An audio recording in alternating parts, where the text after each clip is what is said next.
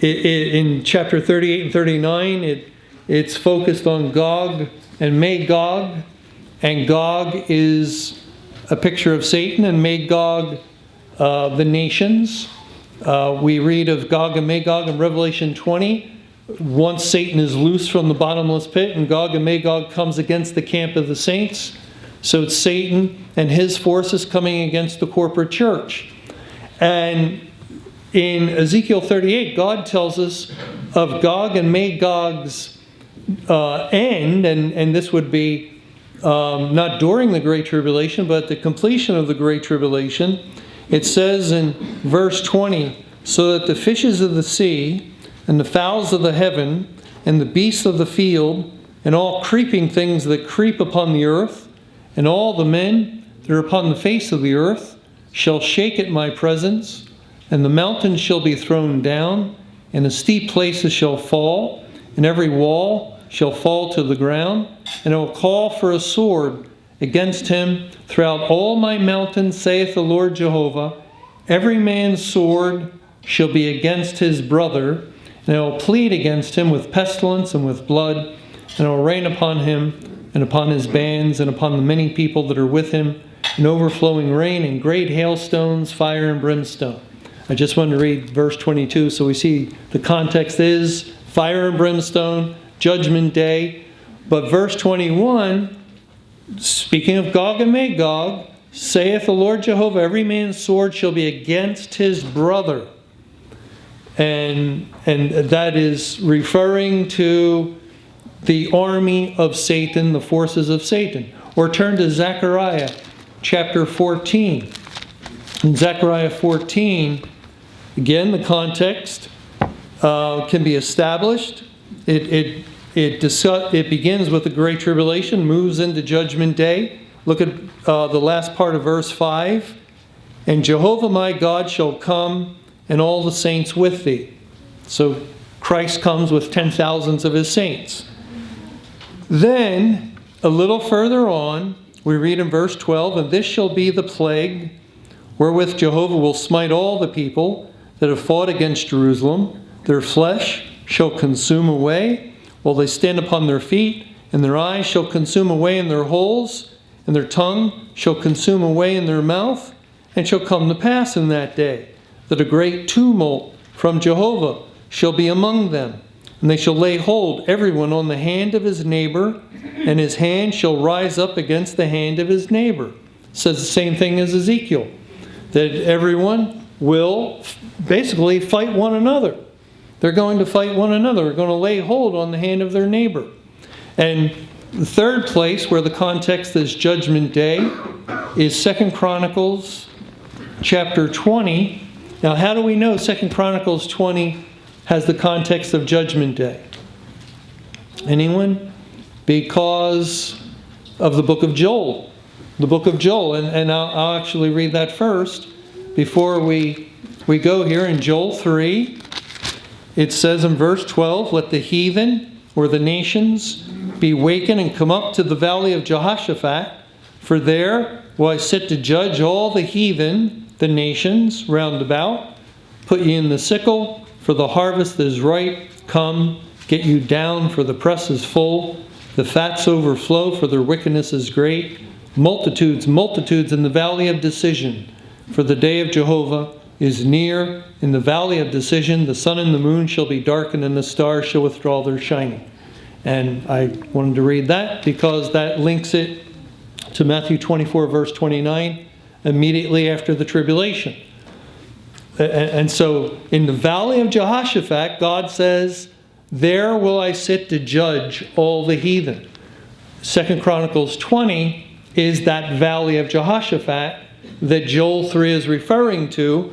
They have these enemy armies. It's Ammon, Moab, and Mount Seir that are approaching Judah and Jerusalem. And King Jehoshaphat, who's the king at that time. And Jehoshaphat, strangely, because from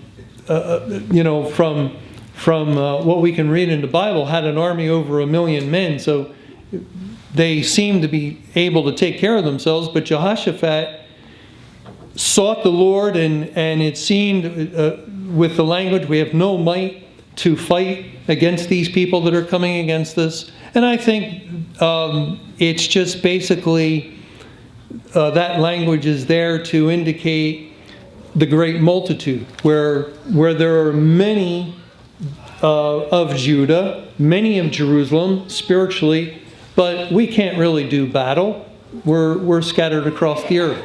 But anyway, they pray to the Lord, and then the Lord sends a prophet who says, don't worry, you have no need to fight in this battle. And that's why we want to stay out of it. We don't want to choose a side. Yes, there are issues, very obvious, and as we're sharing the Bible, we'll touch upon, if someone is interested, that abortion is murder, or marriage is between a man and a woman, or whatever. We're not going to shy away from that, but we don't want to get bogged down in any issue, single issue, or in any side of the battle, because it's not ours. God will fight in the battle, and the way He fights, it's incredible, is through the enemy army. He's going to cause them to fight themselves. And here we read in 2 Chronicles 20, verse 21, and when he had consulted with the people, he appointed singers unto Jehovah, and that should praise the beauty of holiness as they went out before the army, and to say, praise Jehovah, for his mercy endureth forever. And when they began to sing and to praise, Jehovah set ambushments against the children of Ammon, Moab, and Mount Seir, which were come against Judah. And they were smitten, for the children of Ammon and Moab stood up against the inhabitants of Mount Seir, utterly to slay and destroy them. And when they had made an end of the inhabitants of Seir, everyone helped to destroy another. So you can understand, to begin with, why Ammon and Moab would join forces, because they were children of Lot, and they fought against Mount Seir. And so that's what we shouldn't be surprised when we see groups that naturally tend to side with one another.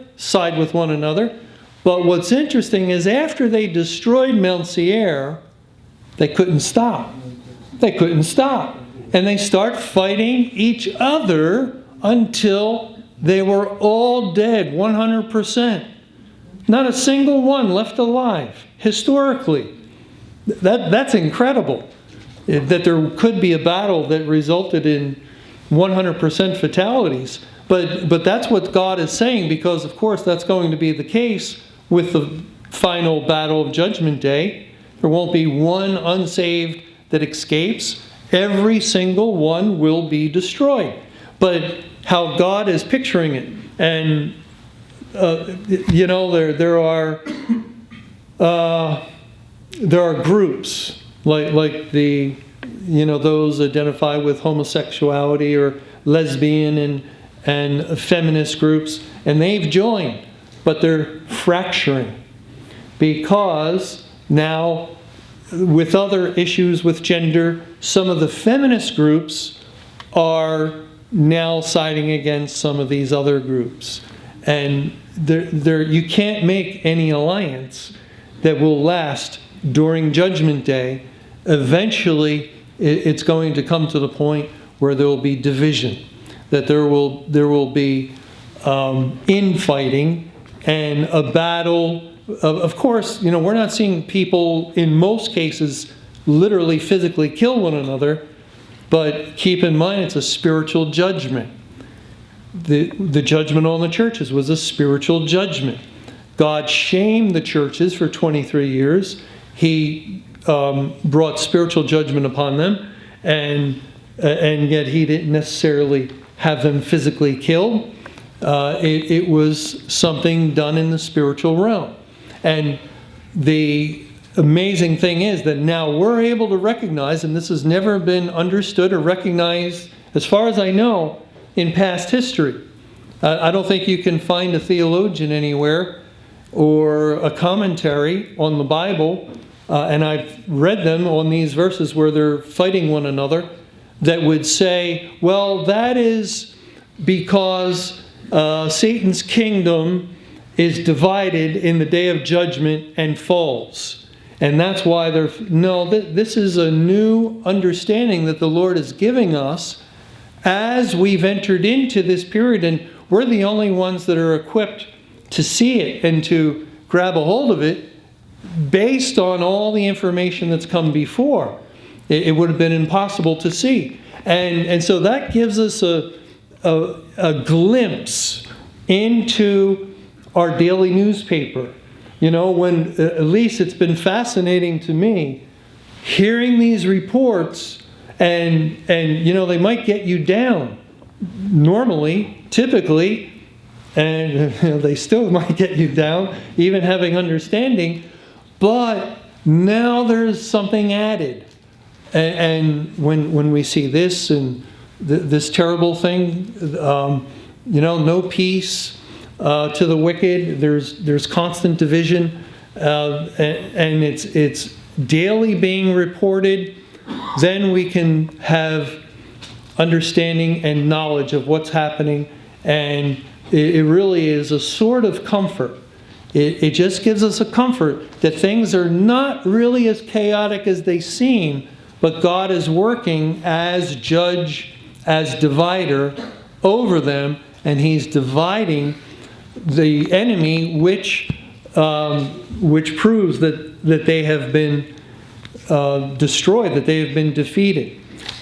Here in 2 Chronicles, we saw in the last verse, they were dead bodies fallen to the earth, and none escaped. Does that sound familiar?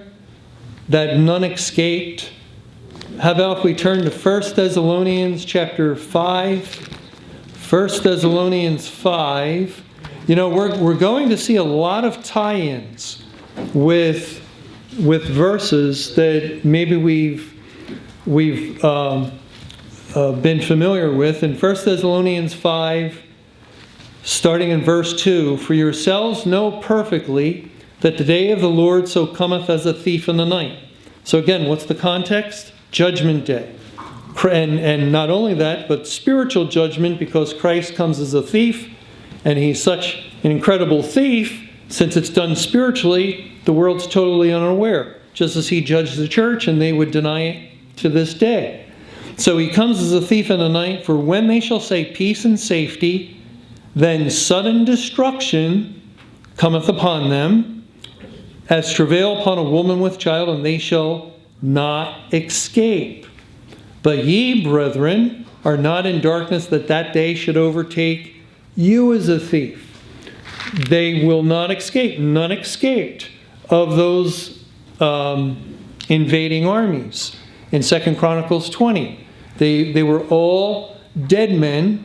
And we could also go to Jeremiah 50, and this would tie in Babylon and its fall. In Jeremiah 50, verses 28 and 29, it says, "The voice of them that flee and escape out of the land of Babylon." And none escape except, of course, God's elect. God's elect. That were not part of the enemy army. None of the enemy escapes, but God's elect escape.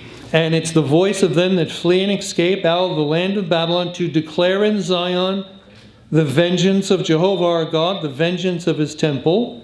And that's what we're doing. We're saying Satan and Babylon, his kingdom, were instrumental in the destruction of the church, the temple. And now it's God's vengeance upon them for their destroying, for daring to raise up their hand against God's holy people.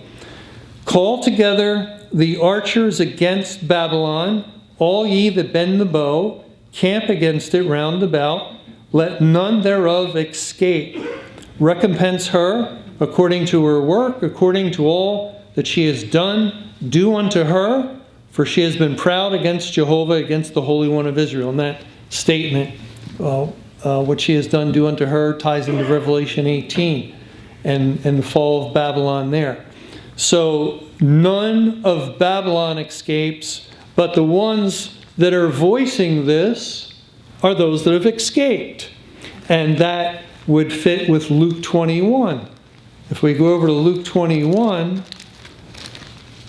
verse 34, and take heed to yourselves, lest at any time your hearts be overcharged with surfeiting and drunkenness and cares of this life, and so that day come upon you unawares.